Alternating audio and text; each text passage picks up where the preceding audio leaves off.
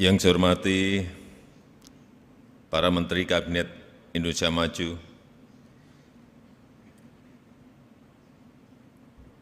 yang saya hormati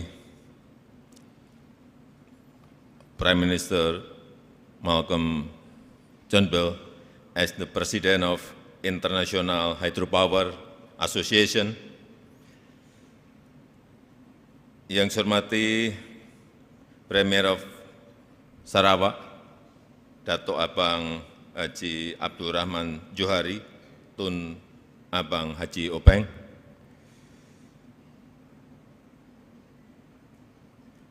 yang saya hormati Minister of Energy, Renewable and Hydrogen of Queensland, yang saya hormati Minister of Energy and Water Resources of Tajikistan, Gubernur Bali, Bapak Ibu tamu undangan yang saya hormati. Saya mengapresiasi terselenggaranya World Hydropower Congress 2023 ini yang memilih lokasi di Indonesia. Semoga keindahan alam Bali dapat menginspirasi dan menghasilkan rekomendasi bagi bumi yang lebih lestari. Karena memang bumi kita tengah sakit.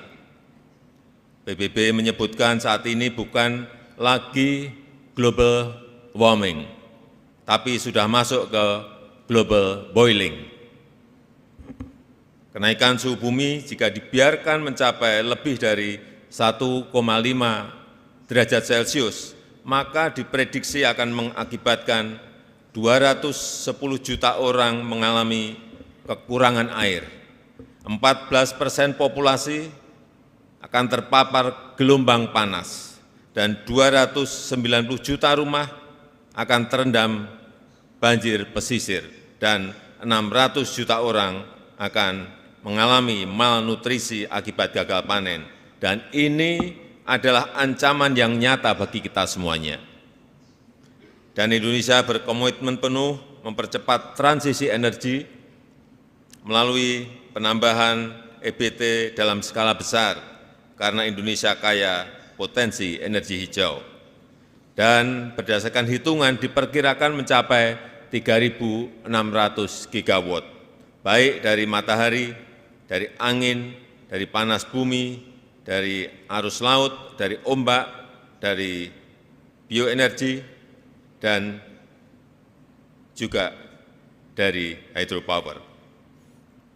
Terkait potensi hidro, Indonesia memiliki lebih dari 4.400 sungai yang potensial, dan 128 diantaranya adalah sungai besar, seperti Sungai Mamberamo, yang memiliki potensi 24.000 megawatt.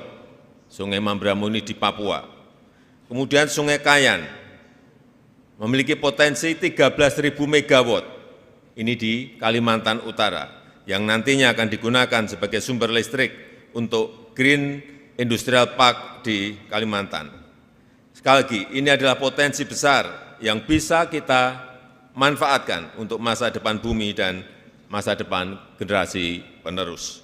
Namun Indonesia juga menghadapi berbagai tantangan, salah satunya terkait lokasi sumber hydropower yang posisinya jauh dari pusat kebutuhan listrik.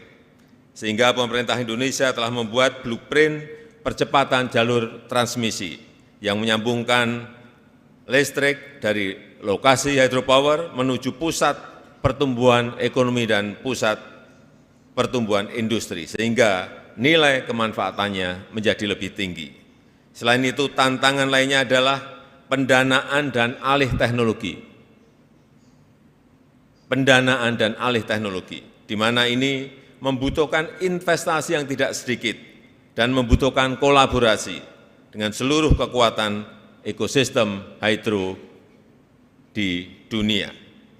Di mana saya berharap World Hydropower Congress ini dapat menjadi forum kolaborasi yang menghasilkan rekomendasi kebijakan dan meningkatkan investasi untuk pemanfaatan energi air bagi ekonomi hijau yang berkelanjutan. Demikian, terima kasih, dan dengan mengucap Bismillahirrahmanirrahim, pada siang hari ini secara resmi saya buka World Hydropower Congress tahun 2023. Thank you, Your Excellency. Kindly remain on stage for the official opening procession.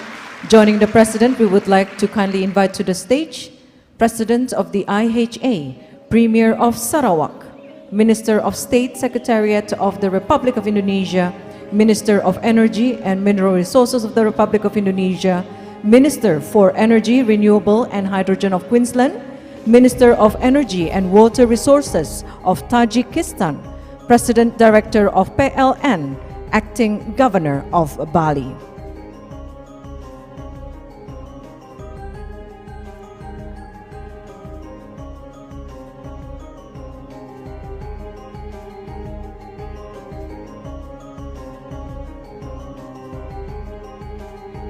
Kulkul is a Balinese traditional instrument to call to action the community towards a collaborative cause.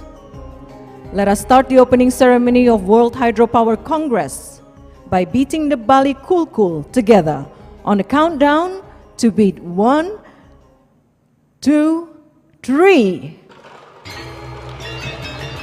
Ladies and gentlemen, the World Hydropower Congress 2023 has officially begun.